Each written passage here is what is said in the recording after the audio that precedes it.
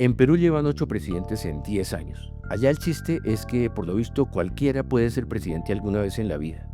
¿Qué sucede en ese país para que cambien más al presidente que al técnico de la selección? Pero ojo, el asunto es muy serio.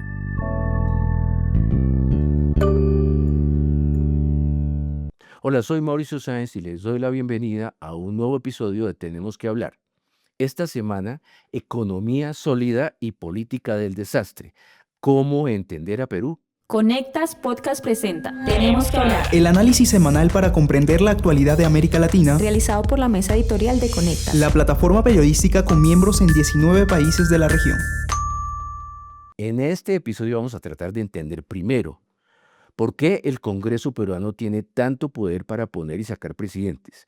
Segundo, por qué la economía sigue a flote a pesar de la permanente crisis política. Y tercero, ¿qué viene ahora que se avecinan unas elecciones con la gente desencantada de la política y una crisis de corrupción también permanente? De esto vamos a hablar hoy con Fabiola Chambi, editora de Conectas. Bienvenida, Fabiola. Hola Mauricio, hoy tenemos mucho para conversar, pero comencemos escuchando mejor este audio de archivo de José María Balcázar, el nuevo presidente de Perú, elegido la pasada semana. Según la ley, el Código Civil, todo, de 14 para arriba no hay ningún impedimento. Todos tienen relaciones sexuales. La ley lo autoriza. En otros países desde 13 para arriba. Siempre que no haya violación. Todo el mundo tiene relaciones. No hay ninguna profesora con alumnos, maestros con alumnos, entre alumnos también. Mientras eso no ocurra contra la libertad de las personas, está permitido. Por eso que pueden celebrar contratos, pueden casarse, pueden graduarse y titularse. Eso está bien. ¿Y cuándo dijo eso el señor Balcázar? Fue en 2023 cuando era congresista, pero con esta dinámica de las redes ya te imaginarás que apenas el Congreso lo eligió como presidente interino hasta el 28 de julio.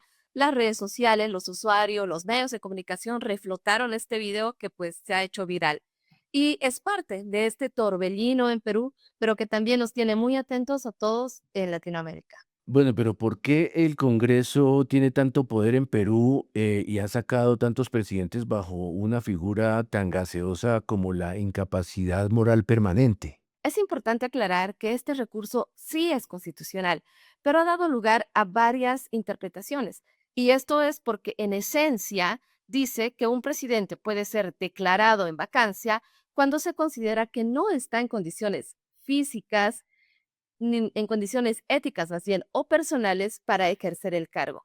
Y tenemos ejemplos para explicar lo que ha sucedido a partir de esta figura. Pedro Pablo Kuczynski, vinculado con el caso de Brecht, renunció antes de terminar su mandato en marzo de 2028. Otro, Martín Vizcarra, también acusado de corrupción, dejó el cargo en noviembre de 2020. Pedro Castillo, actualmente en prisión, fue destituido en diciembre de 2022 luego del intento fallido por disolver el Congreso e instaurar un gobierno de excepción. Y más recientemente, Dina Boluarte, quien fue sometida a un proceso de remoción express en octubre de 2005 en medio de una ola de violencia y criminalidad que no pudo manejar. Pero al más reciente, o sea, a José Gerí, lo sacaron por otro camino que es la censura, apenas 4 meses después de haber asumido el cargo. Lo ocurrido con Geri fue realmente un escándalo, Mauricio. ¿Te sonará el Chipagate? Sí, sí, claro, pues para explicarle un poco a la audiencia, pues las cámaras de seguridad captaron al presidente José Gerí llegando a una reunión que estaba fuera de agenda oficial, encapuchado en un restaurante chifa, donde se vio con un empresario chino bastante cuestionado. Y luego explicó, que fue lo más cómico, que se trataba simplemente de una reunión para planear cómo iban a celebrar el aniversario de las relaciones sino-peruanas. Y si esto no fuera poco, luego se conoció de que Geri recibió en Palacio visitas de mujeres que luego fueron contratadas para ejercer funciones públicas. De hecho, luego del destape del escándalo, muchas de ellas renunciaron. Claro, obviamente no se podía sostener el cargo Gerí y inmediatamente el Congreso usó sus superpoderes. Sí, Diría que el Congreso ha sido verdadero protagonista y hablé con expertos precisamente para entender el rol que juega en la política actual.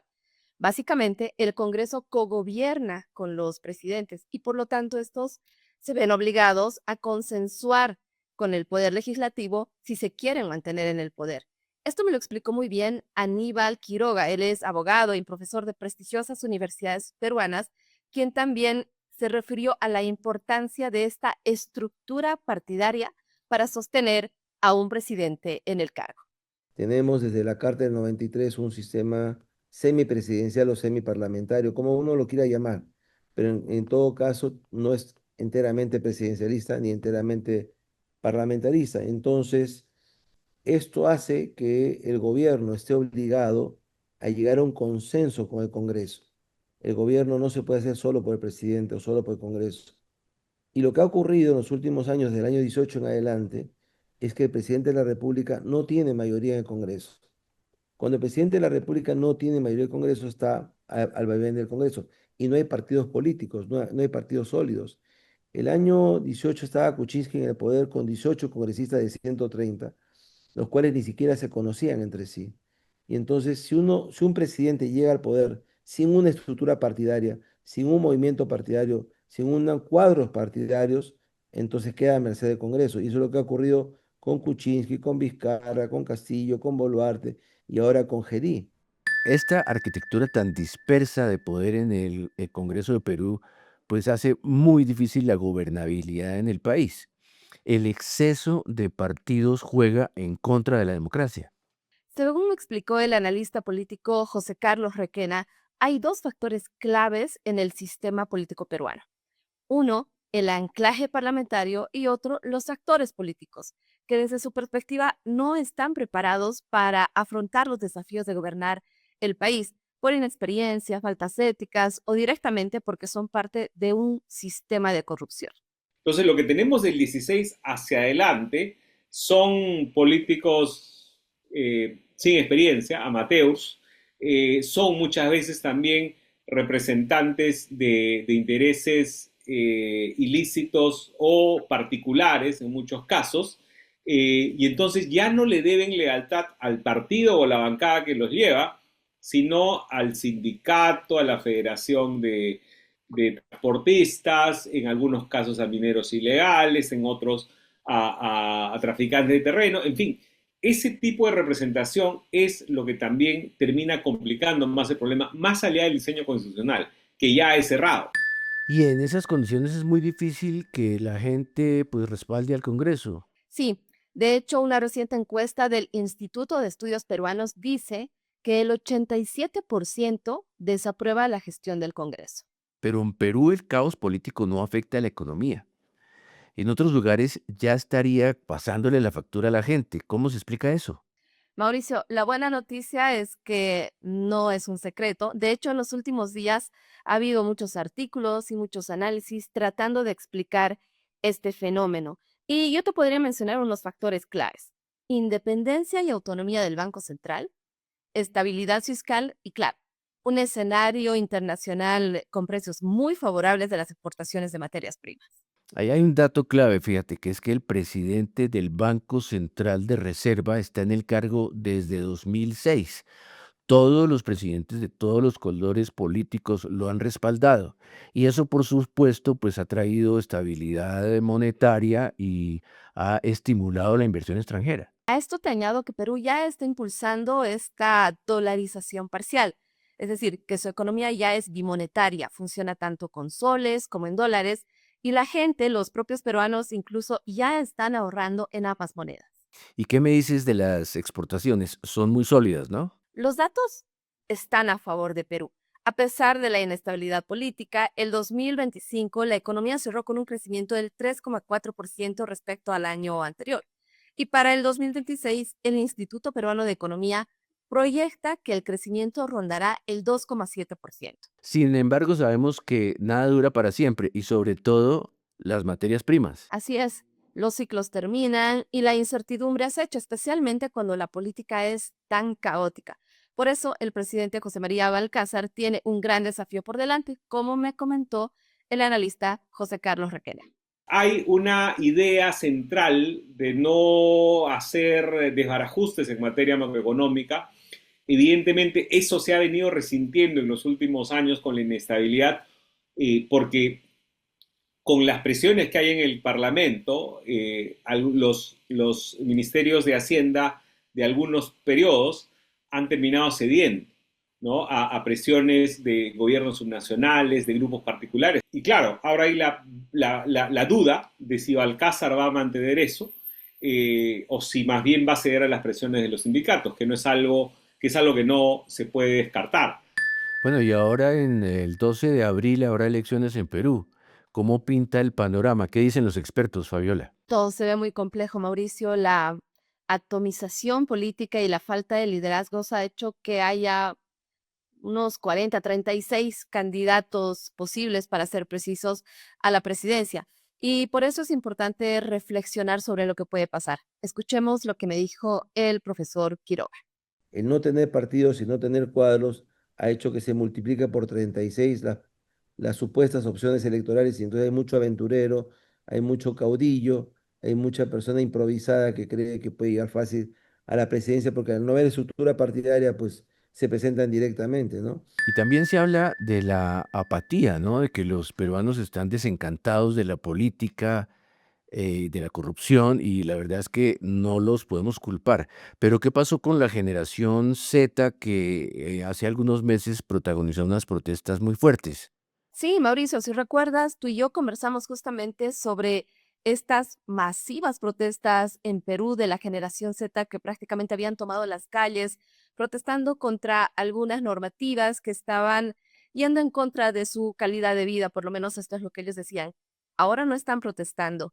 También por esto que hablábamos durante el episodio, esa apatía, ese desencanto con la clase política, pero no dudo que en algún momento estos jóvenes van a tomar las calles si así lo ven necesario, porque ya lo han mostrado y ya lo han demostrado en ocasiones pasadas. Pero hablando de este sentimiento de desencantos, también tengo más datos. Un sondeo de Ipsos proyecta una fuerte fragmentación del voto.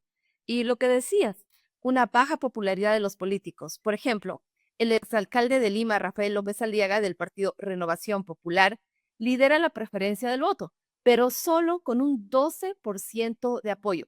Esto quiere decir casi con seguridad que estaríamos yéndonos a una segunda vuelta en junio. Y por supuesto no podemos dejar de lado el otro factor que nos afecta en todos los países de América Latina, que es la corrupción. La corrupción, para entender cómo este flagelo está afectando a la sociedad peruana, tuve una larga conversación con el periodista del diario El Comercio, Renzo Giner, y él dice que la corrupción ha penetrado todos los niveles, todos los ámbitos, y lamentablemente no hay una solución o una salida efectiva para hacer frente.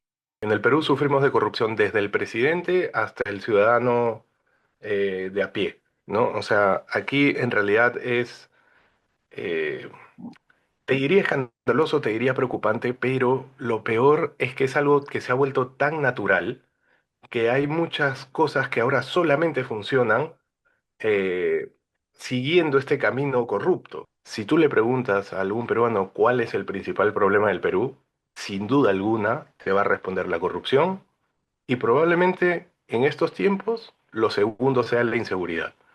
Pero si se lo preguntas a un peruano hace 20 años, 30 años, te va a responder lo mismo, es la corrupción.